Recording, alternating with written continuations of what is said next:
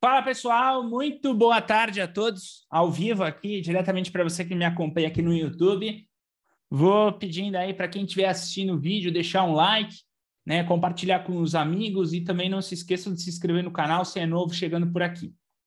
Olha só, pessoal, hoje tivemos um dia extremamente difícil dentro dos mercados. Para quem acompanhou a gente de manhã, nós fizemos um Open Class no Projeto 10%, está disponível no canal do André.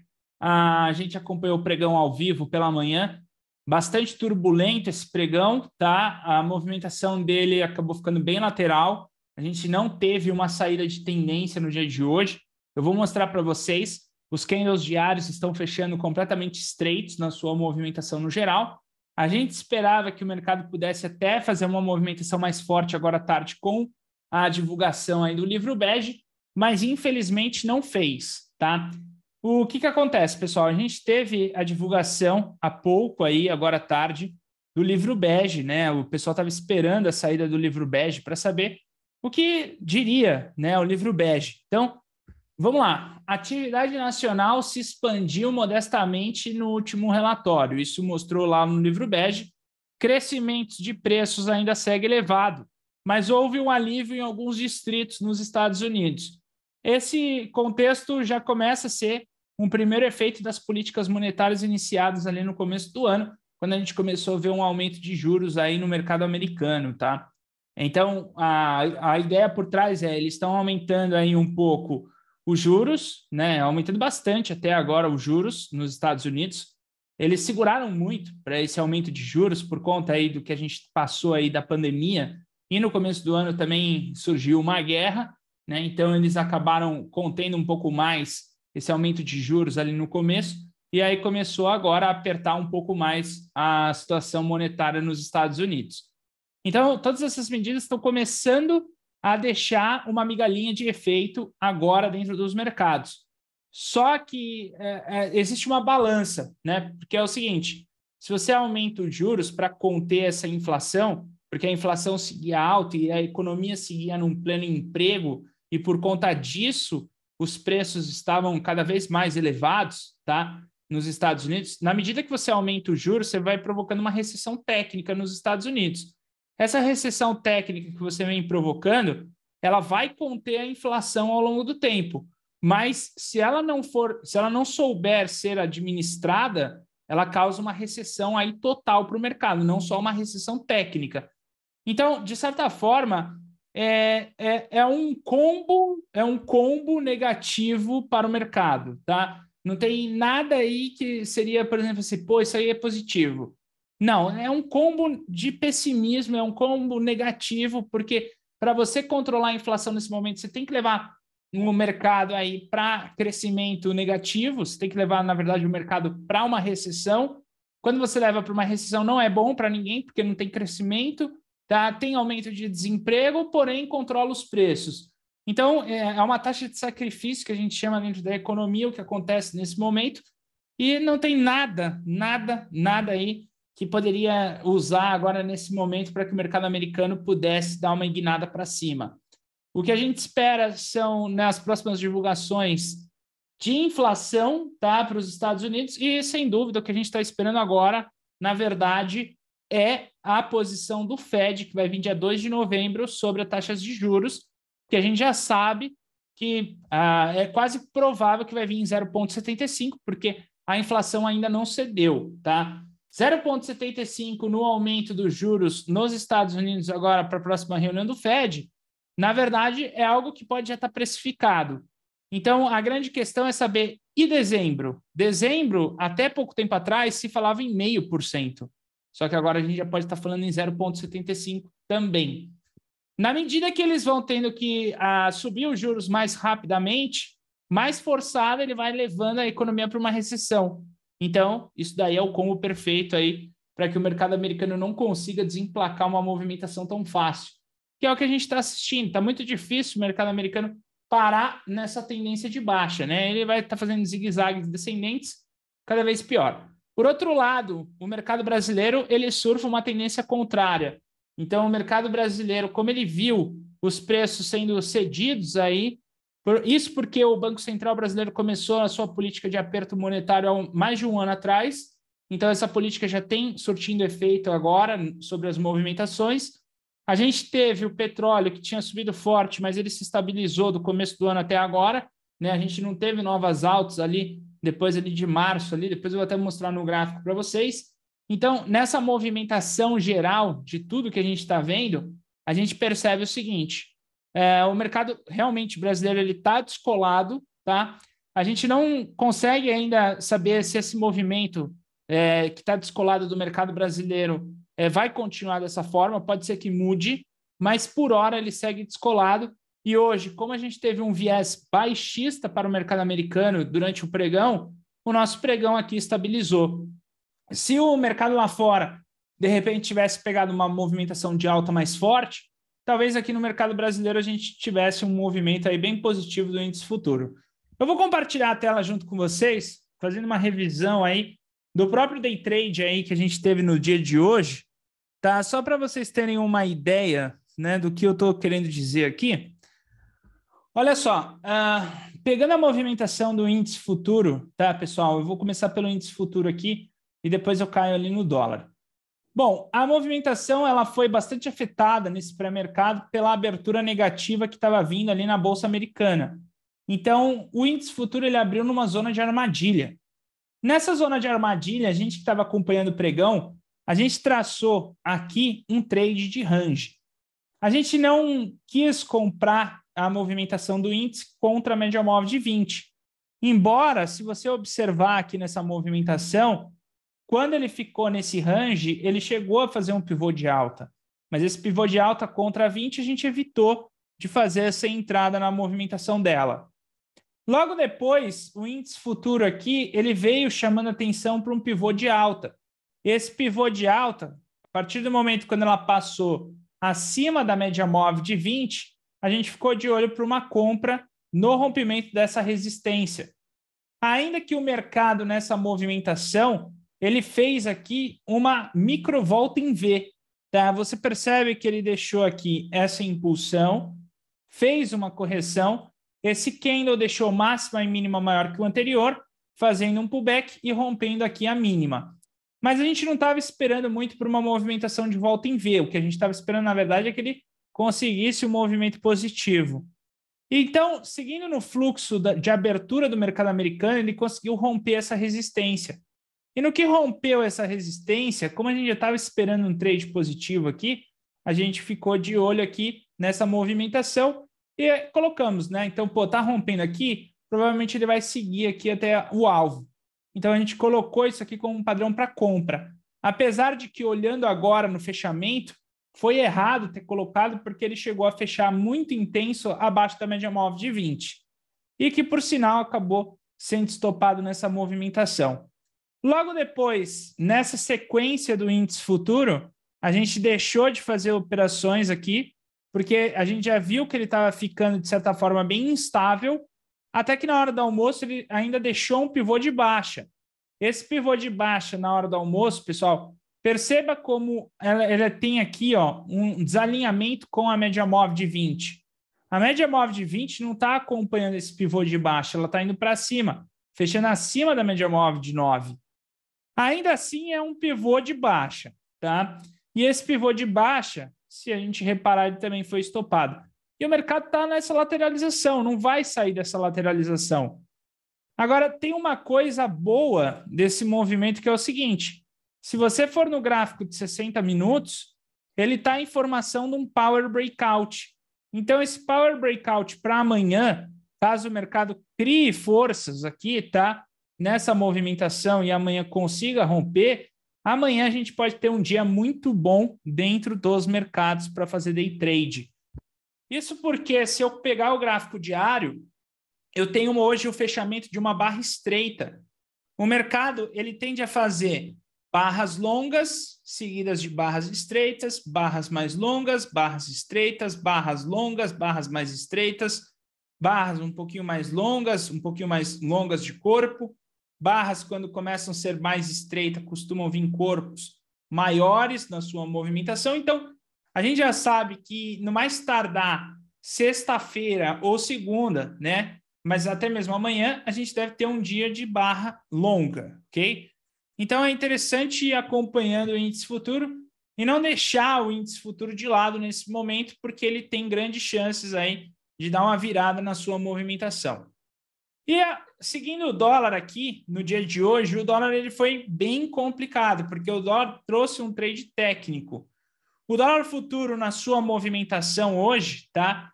Ele teve uma abertura na média móvel de 200 períodos e logo na sequência ele saiu com essa movimentação de ignição.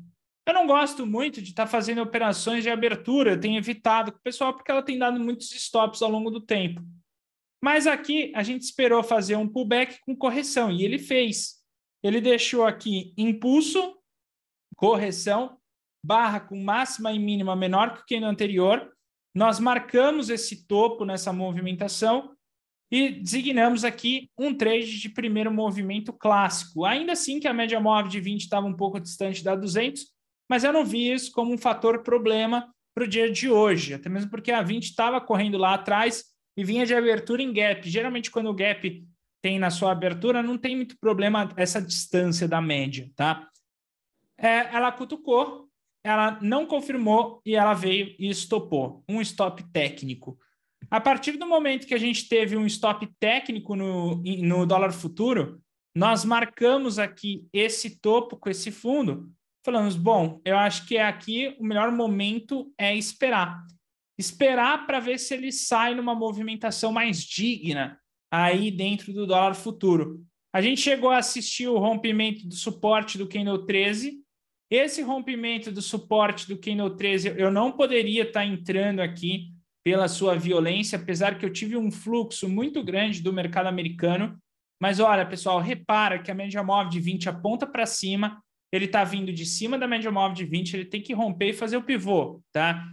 Logo na sequência, a gente tem ele entrando numa lateralização e aí ele trouxe o rompimento desse suporte. No que trouxe o rompimento desse suporte, esperei para ver se ele fazia um pivô de baixa, pegasse uma tendência. Ele não pegou e ele voltou para cima. No que ele voltou para cima aqui, claramente ele deixou um outro contexto de trade técnico. E o outro contexto de trade técnico que ele deixou aqui nessa movimentação foi a ruptura desse topo. Esse topo, com esse pullback, apesar de que a média móvel de 20 estava abaixo da 200, poderia gerar um trade aqui na ponta compradora. Esse trade eu teria que projetar o 29 com o candle aqui 37 para cima, tá? E aí eu teria os alvos e ele teria um stop aqui na mínima dessa barra anterior. Ele, até agora, nessa movimentação, ele quase chegou a bater o alvo e foi estopado agora há pouco. E agora aqui ele está querendo sair num trade negativo e olha que ele até chegou a romper aqui essa mínima fazendo um pivô de baixa. Mas aí, pessoal, se você tem, tá, um stop aqui na movimentação dele técnico, outro stop aqui nessa movimentação técnica, porque ele não conseguiu bater o alvo, é hora que você já vê para o gráfico e vê que ele está lateral. Então, você tem que evitar de fazer essas operações, porque ele só vai te prejudicar cada vez mais. E a movimentação dele aqui é fechamento aí para um gift na sua movimentação, que não gera aí contexto aí de tendência no dia de hoje. Então, hoje, pessoal, resumindo, foi um dos piores dias de day trade do mês aí de outubro, tá?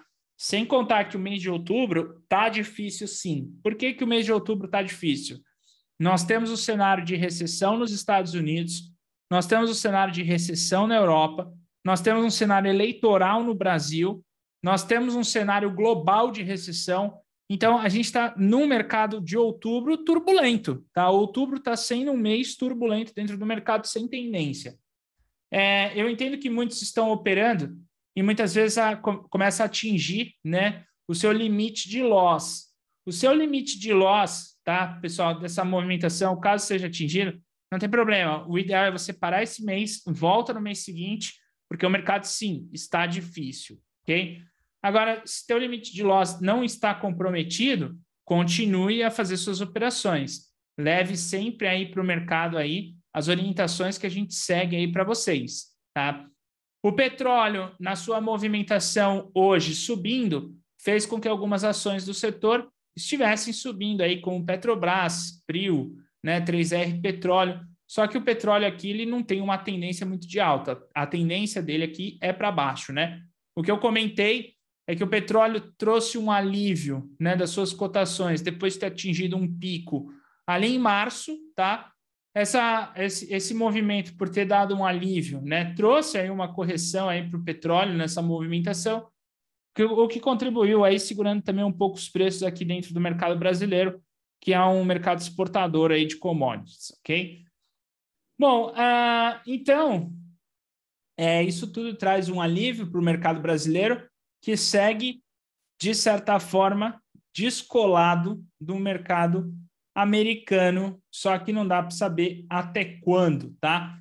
Então, nós temos o S&P nessa movimentação, ele até ensaiou um pivô de reversão, mas o Ibovespa segue ainda descolado. Se o mercado americano conseguir pegar uma tendência boa, pode ser que a gente não seja tão prejudicado, pessoal. Agora, se o S&P até o dia 2 de novembro aí, pegar uma tendência negativa, aí a situação vai ficar perigosa, ok? Bem, esses são os destaques aí dentro do mercado aí, tá, pessoal? Para hoje, trouxe aí para vocês em primeira mão. Eu vejo que o mercado está perigoso na sua movimentação. O dia foi muito ruim no dia de hoje.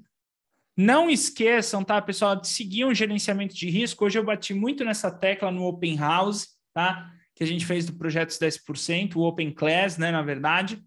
Porque é o que acontece, se você está operando dentro do mercado, tá? Por mais que o dia esteja bastante complicado, por exemplo, o dólar futuro, tomei 2 stops no dólar. Se eu tenho um gerenciamento de risco que eu vou seguindo aqui, tá, pessoal? Nesse gerenciamento de risco, vamos botar que eu opere 2 contratos em cada operação do dólar futuro. Então, aqui eu tenho o dólar e fazendo operações com 2 contratos. Seguindo a risca aqui, o gerenciamento de risco, tá? Mesmo perdendo em 3 operações, né, eu teria um risco controlado até R$ 826, que eu já sei sobre esse risco. Eu sei que isso pode acontecer. Que pode acontecer o quê? Dele me dar 3 stops na sequência. Outra coisa, se eu opero o índice e o dólar, eu tenho que somar isso aqui. Então, se eu tomar 3 stops no índice, 3 stops no dólar, que são o máximo que a gente aconselha os alunos aí que nos acompanham, tipo, tem um limite de loss por dia de no máximo 3 operações limitada pela volatilidade histórica. Você teria uma perda máxima de R$ 1.390. Se você operou o dólar, tá? E por um acaso teve um dia de fúria, então, por exemplo, operei e tive um dia de fúria. Fiz 4, 5, 6, 7, 8 operações. Cara, tá muito errado fazer isso, pessoal. Tá muito errado mesmo, tá? Porque sobre o gerenciamento de risco que a gente passa para os nossos alunos, a gente passa que são 3 operações ao dia, certo? 6 operações por semana de loss ou 12 operações por mês de loss. Lembrando que isso são loss seguidos, tá? Então, por exemplo, eu perdi numa operação por 3 vezes consecutiva, para imediatamente. Você pode somar o índice com o dólar se você está operando os dois. Só saiba que o seu risco somado para 2 contratos vai dar 1.390. Se você opera um contrato, vai estar dando por volta de R$700, ok? Se você chegar no dia seguinte, faz mais 3 operações e toma loss nas 3, você teve 6 loss seguidos. Saiba que se você estiver operando 2 contratos, 2 ativos juntos, você chegou com uma perda máxima de R$ 2.800. Se você está operando um contrato, a gente está falando de R$ 1.400 de perda máxima, tá? Para imediatamente. Se você chegou e está fazendo toda essa movimentação por 2 semanas seguidas, o mês não está indo bem, acumulei 12 perdas na sequência, eu cheguei no meu limite financeiro. Se eu opero o índice dólar junto com 2 contratos, tá? Simultaneamente, estou atingindo um loss máximo ali na casa de R$ 5.600, eu sou obrigado a parar imediatamente o mês e voltar no outro mês. Isso daí é seguir o gerenciamento de risco, né? Então, pessoal, em dias ruins, meses ruins, né? Estamos passando por um mês de downdraw dentro do mercado, eu tenho que seguir a risco o gerenciamento de risco. Eu não posso deixar o gerenciamento de risco falhar nessas movimentações. Perdi, para imediatamente. Não deixa falhar os trades. Quem não deixe falhar os trades. E por tabela, a gente traz a recomendação aos nossos alunos que se você opera dentro do mercado tanto o índice quanto o dólar, na sua movimentação geral aqui, tá? Se a gente está falando que eu vou fazer 3 operações para o índice, 3 operações para o dólar com 2 contratos, o ideal é que eu tenha em margem na corretora por volta de R$6.000. Porque aí eu não vou quebrar a conta se eu tiver um mês ruim. Isso aí é margem de risco por mês que eu tenho que ter para estar operando dentro do mercado para não quebrar, ok? Então, pessoal, eu acho que hoje é um dia de importante lição para dias ruins do mercado, tá? Vocês que estão acompanhando o mercado, de repente, pô, acabei tendo uma perda maior, né? Zerei minha margem, o que eu faço? Calma, você não precisa se estressar com isso, tá? O mercado daqui a um tempo volta, daqui a um tempo você, de repente, pô, mas eu perdi toda a minha margem hoje. Cara, você perdeu sua margem hoje, nós vamos trabalhar junto aí para que com o tempo que você tenha de novo aí um capital para voltar a operar dentro do mercado, saber que quando você for voltar agora, saber administrar melhor o seu gerenciamento de risco, tá? Saber gerenciar melhor o seu capital para que isso não se repita outras vezes. E o mercado, infelizmente, ele pega momentos de downs mais fortes, né? Eu estava até comentando hoje com o pessoal também, né? A gente tem períodos que o mercado vai pegar um pouco mais de down mais fortes dentro da sua movimentação e nós temos que estar preparados para que isso aconteça, tá? O grande problema disso, que às vezes acontece, é quando você pega um período de down. Então, por exemplo, você estava trabalhando com um contrato e aí você passa a trabalhar com 2. E aí você pega o down. Se isso acontece, você vai travar no seu limite máximo de loss, já com o contrato aumentado. E no mês seguinte, quando você retornar, você vai voltar já com esse lote aumentado. Você não vai diminuir por hora ali, tá? Você vai tentar ainda continuar por mais um mês, porque senão você vai ficar num ganho e perde, indo para frente e para trás e não vai sair nunca do lugar. Então, saber administrar dessa forma aí dentro dos pregões aí dentro do mercado, ok? Bem, pessoal, eu vou ficando por aqui. Desejo para vocês aí um excelente final de tarde. Amanhã, 8 horas, estou disponível ali com vocês no Morning Call pelo YouTube ali do André. Valeu, grande abraço. Não esqueçam de deixar o like aqui, tá? Compartilhem com os amigos aí que estão iniciando dentro do mercado, de repente precisando de uma orientação, ainda mais para um dia difícil como o de hoje. E também aí, se puder, deixe um comentário aí sobre o que você achou desse vídeo. Valeu, pessoal. Grande abraço.